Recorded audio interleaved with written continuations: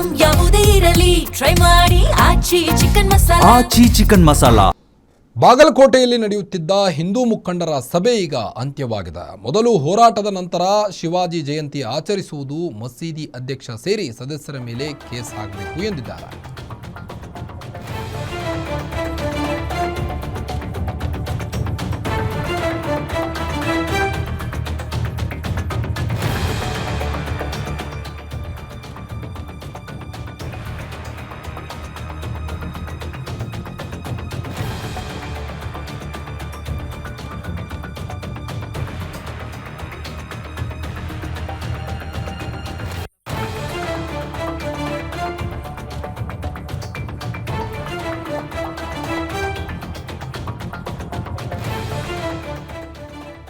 ಬಾಗಲಕೋಟೆಯಲ್ಲಿ ನಡೆಯುತ್ತಿದ್ದ ಹಿಂದೂ ಮುಖಂಡರ ಸಭೆ ಅಂತ್ಯವಾಗಿದೆ. ಮೊದಲು ಹೋರಾಟದ ನಂತರ ಶಿವಾಜಿ ಜಯಂತಿ ಆಚರಿಸುವುದು, ಮಸೀದಿ ಅಧ್ಯಕ್ಷ ಸೇರಿ ಸದಸ್ಯರ ಮೇಲೆ ಕೇಸ್ ಹಾಕಬೇಕು ಎಂದಿದ್ದಾರೆ. ಫೆಬ್ರವರಿ 26ರಂದು ಬಾಗಲಕೋಟೆ ಚಲೋಗೆ ಕರೆ ನೀಡಲು ನಿರ್ಧಾರವನ್ನು ಕೈಗೊಳ್ಳಲಾಗಿದೆ. ಬೆಳಗ್ಗೆ 10ರಿಂದ ಶಿವಾಜಿ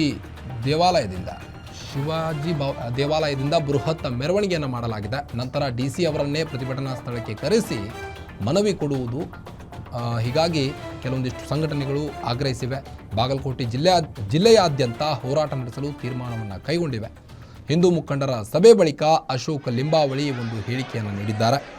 ಬಾಗಲಕೋಟೆಯಲ್ಲಿ ನಡೆಯುತ್ತಿದ್ದಂಥ ಹಿಂದೂ ಮುಖಂಡರ ಸಭೆ ಈಗ ಅಂತ್ಯವಾಗಿದೆ. ಮೊನ್ನೆ ಶಿವಾಜಿ ಜಯಂತಿ ವೇಳೆ ಆದಂಥ ಒಂದು ಘಟನೆ, ಹೀಗಾಗಿ ಈ ಘಟನೆಯ ನಿಮಿತ್ತ ಈಗ ಕೆಲವೊಂದಿಷ್ಟು ಸಂಘಟನೆಗಳು ಪ್ರತಿಭಟನೆ ಮಾಡಬೇಕು ಅನ್ನೋ ನಿಟ್ಟಿನಲ್ಲಿ ತೀರ್ಮಾನವನ್ನು ಕೈಗೊಂಡಿವೆ. ಹೀಗಾಗಿ ಹಿಂದೂ ಮುಖಂಡರ ಸಭೆ ಬಳಿಕ ಅಶೋಕ್ ಲಿಂಬಾವಳಿ ಅವರು ಈ ಒಂದು ಹೇಳಿಕೆಯನ್ನು ನೀಡಿದ್ದಾರೆ.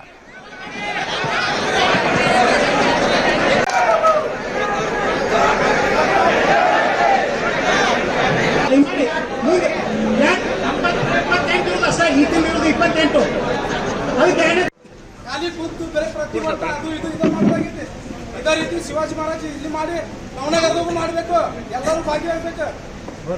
ಎಲ್ಲ ನಮ್ಮ ಹಿಂದೂ ಧರ್ಮ ಸಮರ್ಥ ಬಾಗಲಕೋಟೆ ಜನ ಕೇಳಿದ್ದೀನಿ.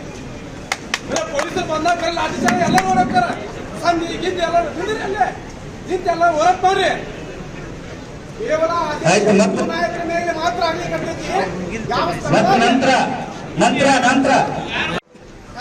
ಶಿವಾಜಿ ಮಹಾರಾಜರಿಗೆ ಅಪಮಾನ ಮಾಡಿದ್ದಾರೆ. ಆ ಅಪಮಾನ ಮಾಡಿದ ಸಲುವಾಗಿ ಯಾರನ್ನ ಅರೆಸ್ಟ್ ಮಾಡಬೇಕಾಗಿತ್ತು ಅವರನ್ನ ಇವತ್ತಿನವರೆಗೆ ಅರೆಸ್ಟ್ ಮಾಡಿಲ್ಲ. ಅವರನ್ನ ಅರೆಸ್ಟ್ ಮಾಡುವವರೆಗೂ ನಮ್ಮ ಪ್ರತಿಭಟನೆ ಮುಂದುವರಿತದೆ. 26ರಿಂದ ಪ್ರಾರಂಭ ಆಗ್ತದೆ ಹೋರಾಟ.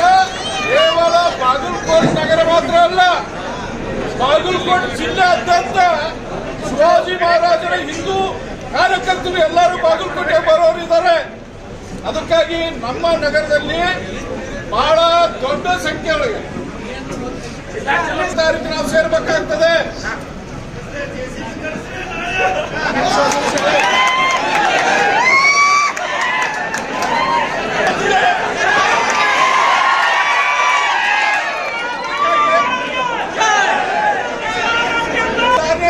ಪ್ರತಿಭಟನೆ ಇರ್ತದೆ.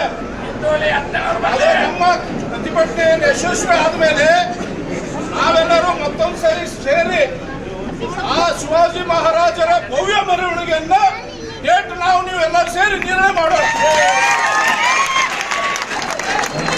ಶಿವಾಜಿ ಮಹಾರಾಜರಿಗೆ ಅಪಮಾನ ಮಾಡಿದ್ದಾರೆ. ಆ ಅಪಮಾನ ಮಾಡಿದ ಸಲುವಾಗಿ ಯಾರನ್ನ ಅರೆಸ್ಟ್ ಮಾಡಬೇಕಾಗಿತ್ತು.